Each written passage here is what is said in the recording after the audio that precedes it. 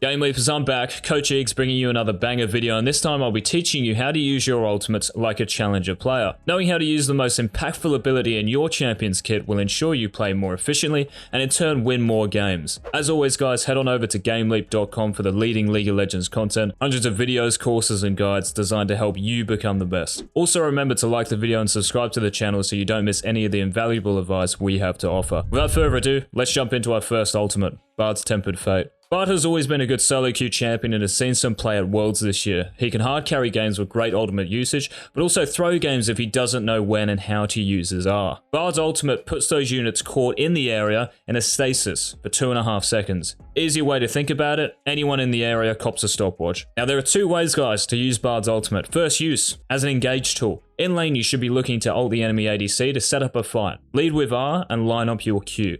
If they want to survive, they will most likely have to flash. Rarely do you want to use your R on a stunned, immobilized target. This gives that champion and their teammates time to react, and is the biggest reason why you will throw games for your team because you cuck your team from going ham. In teamfights, priority should still be placed on hitting enemy carries, but using your ultimate on multiple enemy champions gives your team a numbers advantage. It gives your teammates time to gap close and set up subsequent CC. Your ult can also be used as an indirect engage tool. When diving enemy champions, for example, it's a great idea to try isolate the enemy tower with Tempered Fate so your teammates tank no damage when hitting the opponents. You can ult turrets that are on the edge of the ult radius, which makes it easier to avoid hitting the enemy ADC who might be closely hugging the tower. Just make sure not to ult after your teammates go in.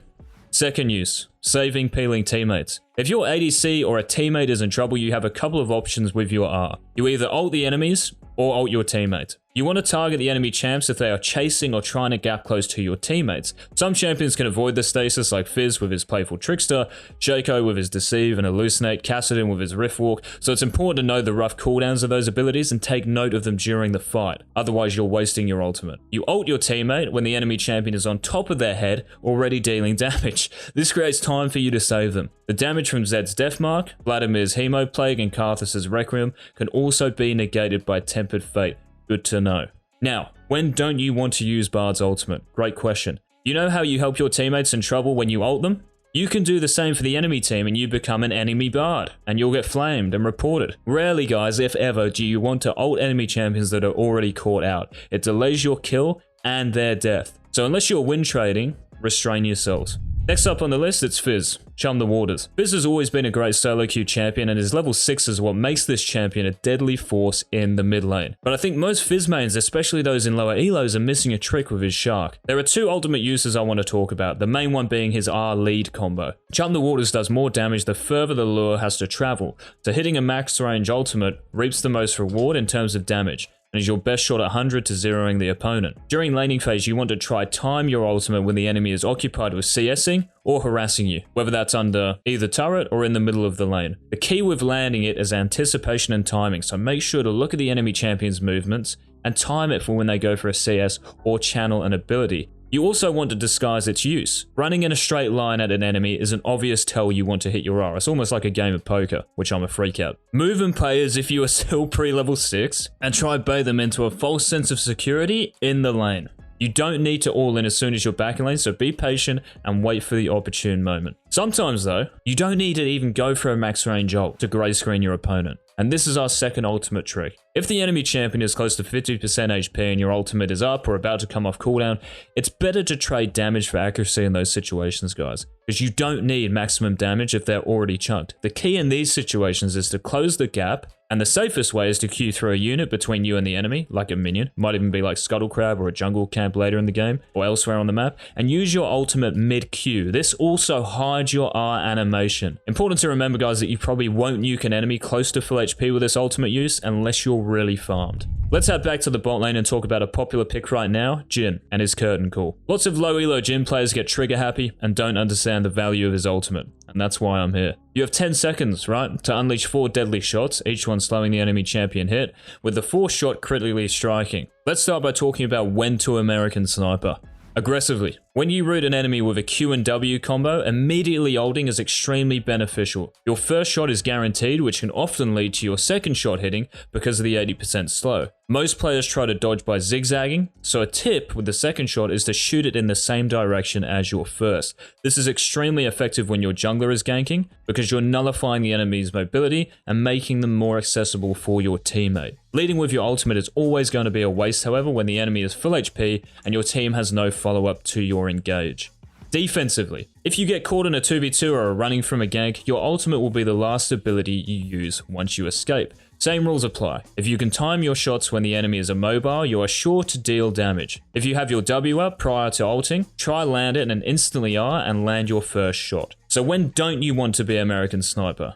In 4v4s and 5v5s later in games, ulting at the start and even during a fight is very suboptimal. Think of your ultimate as an execute. For the first 10 seconds of a fight, some champions might not even be low enough for you to tickle them with curtain call shots, so be patient once the game opens up. When you ult, you reveal yourself. Doing so from an isolated position when the enemy team has an assassin unseen on the map is very risky. Even when you don't ult, you're a target, so loading up the call is your way of asking them to kill you. Certain abilities, guys, and effects can also stop your ultimate. Stuns, silences, sleeps, as I'm sure you all know. So if you're laning against a Leona who has her ultimate at the ready, it'd be a waste to load up. Fourth on the list, Lee Sin's Dragon Rage. I think we all know about the Insec, the R Flash, those mechanics, but there are two other uses of his ultimate that players don't entertain. The first use is based off the collision damage of the roundhouse. Champions who collide with the target kicked are dealt extra damage based off that target's HP. Now I hate mouthfuls like that, so I'm going to try to give you guys an example to clarify things. If I kick a 4000 HP Ornn into 4 enemies at level 18, those champions Ornn collides with cop an extra 720 damage. I'm ignoring resistances, of course. Now, not every fight the enemy team is going to line up for you, but in most fights you will have opportunities to hit multiple targets with your kick. If you have to create the angle with an R flash, then do so. The second use is for those 1v1s in the early mid game, and it revolves around efficiency. Now, are you guys like those Lee Sins who go for max range Qs, or you're one of those blind monks who has to ult defensively most of the time because you misplayed and you entered? Here's your answer. Use your ultimate to guarantee your Q. Ulting an enemy makes them airborne for 1 second, and if your fingers are relatively warm, you will never miss your Q after you use R. Now, using your R on a full HP champion is somewhat troll. You want to use your auto attacks, your E, your Conqueror to get them close to half HP, then you R, you Q, you Q. Reason for this is the second part of your Q, Resonating Strike, deals more damage the lower they are. So doing that R, Q, Q when they're full HP, you're probably not even going to get them close to half HP. Up next we have Twisted Fate's Destiny. TF has been one of the most popular mid picks this season. His level 6 is one of the most impactful in the game, and in low elo players always forget about the Card Master's global presence. So let's think about when and where to use TF's ultimate. You want to abuse Destiny, which means ulting off cooldown. As soon as you hit level 6, which is off the 6th wave, or second cannon wave,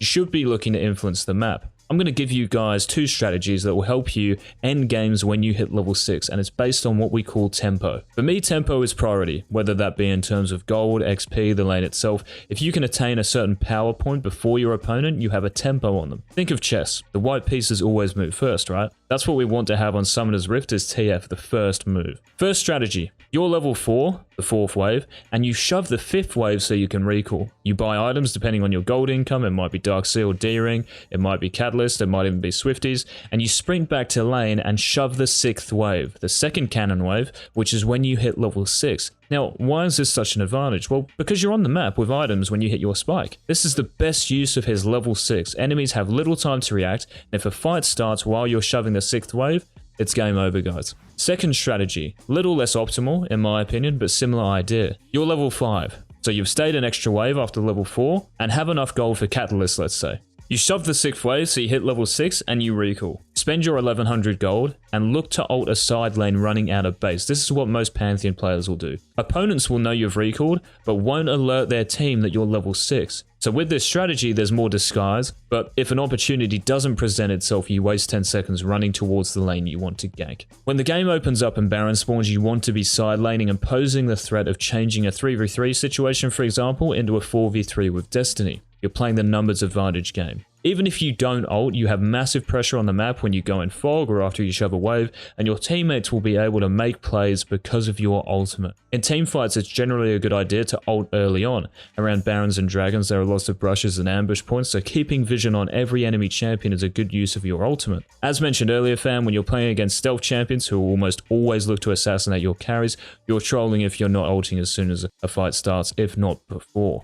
If for whatever reason you still have your ultimate after a 5v5, you can pick off those enemies who escaped. The last use of Destiny is not for the faint-hearted, and I'd only recommend for those who are confident in piloting the card master. Ulting to initiate fights. You have to have a Zhonya's or stopwatch, and you have to have your stun card locked in and cursor targeting the enemy. This ensures your stun card lands as soon as you do, so you can Zhonya's almost instantly without getting blown up. Guys, if you incorporate some of these ultimate uses into your game, there will be no fighting Destiny. Last but not least, fam, it's Yone's Fate Sealed. The main reason I've picked Yone for this video is because I've seen inexperienced Yone players go for like max range ultimates to start off their all in, sometimes like fizzes when you don't actually have to, and I'm here to put a stop to that because you guys are inting. In a 1v1, good players will expect your ultimate once you hit level 6, so it becomes difficult to land when they're mobile.